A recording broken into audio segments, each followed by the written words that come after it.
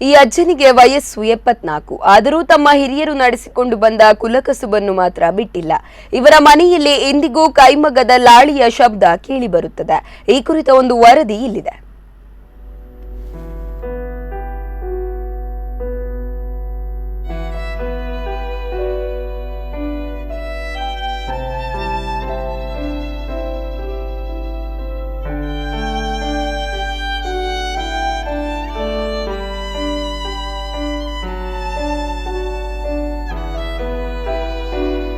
ಇಂದು ಅದೆಷ್ಟೋ ಸಾಂಪ್ರದಾಯಿಕ ಕುಲಕಸುಬುಗಳು ನಶಿಸಿ ಹೋಗುತ್ತಿವೆ. ಈ ಮಧ್ಯೆ ಬಡಗುತಿಟ್ಟಿನ ಯಕ್ಷಗಾನದ ಪುರುಷ ವೇಷದ ಕಸೆ ಸೀರೆಯನ್ನು ಸಾಂಪ್ರದಾಯಿಕ ಕೈಮಗ್ಗದಿಂದ ಮಾಡುವ ಏಕೈಕ ನೇಕಾರರು ಬ್ರಹ್ಮಾವರದ ಇಂದಿರಾನಗರದಲ್ಲಿದ್ದಾರೆ. ಇಲ್ಲಿನ ನೇಕಾರರ ಊರಾದ ಸಾಲಿಕೇರಿ ಮೂಲದ 74 ವರ್ಷದ ಪದ್ಮನಾಭ ಶೆಟ್ಟಿಗಾರ ಮನೆಯಲ್ಲಿ ಇನ್ನೂ ಕೂಡ ಕೈಮಗ್ಗದ ಲಾಳಿಯ ಶಬ್ದ ಕೇಳಿಬರುತ್ತಿದೆ. ಇವರು ತಮ್ಮ 13ನೇ ವಯಸ್ಸಿನಿಂದ ಕುಲಕಸುಬಾದ ನೇಕಾರಿಕೆಯನ್ನು ಕೈಮಗ್ಗದಿಂದ ತಯಾರಾಗುವ ಕಸೆ ಸೀರೆಯನ್ನು ತಂದೆ ಮತ್ತು ಅಜ್ಜನ ಕಾಲದಿಂದಲೂ ಮಾಡುವ ವೃತ್ತಿಯನ್ನು ಮುಂದುವರೆಸಿಕೊಂಡು ಬಂದಿದ್ದಾರೆ.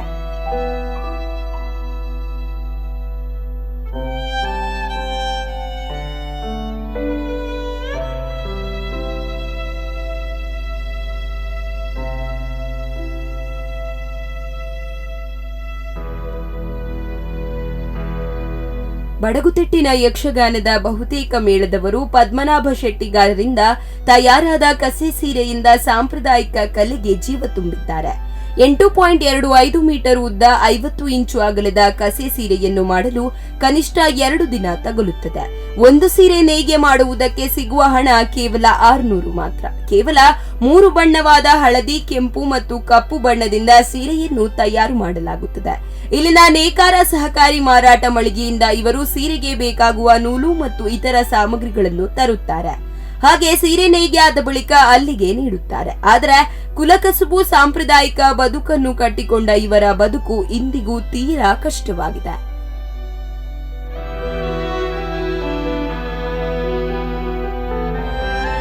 ಸರ್, 35 ವರ್ಷದಿಂದ ನಾನು ಮಾಡ್ತಾ ಇದ್ದೆ. ಈಗ ಸರ್ ನನಗೆ 74 ವರ್ಷ ಆಗಿದೆ.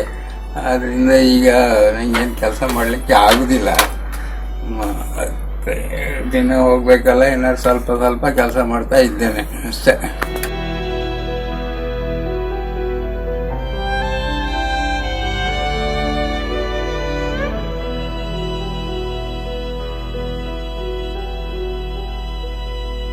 ಸರಕಾರ ಜವಳಿ ಮತ್ತು ಖಾದಿ ಗ್ರಾಮೋದ್ಯೋಗ ಎಂದು ಹಲವಾರು ಯೋಜನೆಗಳನ್ನು ಮಾಡಿದರೂ ನೈಜ ಕಸುಬುದಾರರಿಗೆ ಅದು ಸಿಕ್ಕಿಲ್ಲ. 35 ವರ್ಷದ ಹಿಂದೆ ಹಳೆ ಮಗ್ಗವನ್ನು ಖರೀದಿ ಮಾಡಿ ಅದು ಈಗ ತೀರಾ ಹಾಳಾಗಿದೆ.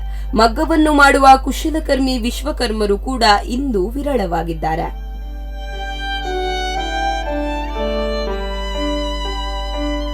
ಶೆಟ್ಟಿಗಾರರು ಹಿಂದಿನ ಕಾಲದಲ್ಲಿ ನಡೆಸಿಕೊಂಡು ಬಂದ ಯಕ್ಷಗಾನದ ಬಟ್ಟೆಯನ್ನು ಈಗಲೂ ಸಹ ಕೈಮಗ್ಗದಿಂದ ಅವರು ಮಾಡುತ್ತಾ ಬರುತ್ತಿದ್ದಾರೆ. ಅವರಿಗೆ ನಮ್ಮ ಎಲ್ಲ ಸಂಘ ಸಂಸ್ಥೆಗಳು, ಯಕ್ಷಗಾನ ಅಕಾಡೆಮಿಯವರು ಇದನ್ನು ಗುರುತಿಸಿ ಪ್ರೋತ್ಸಾಹಿಸಬೇಕಾಗಿ ವಿನಂತಿಸಿಕೊಳ್ಳುತ್ತೇವೆ.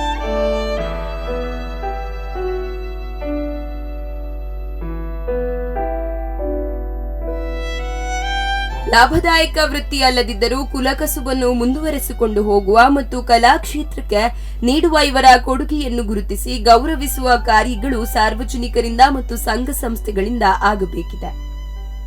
ಶಿವರಾಮಾಚಾರ್ಯ, ಸ್ಪಂದನ ಟಿವಿ.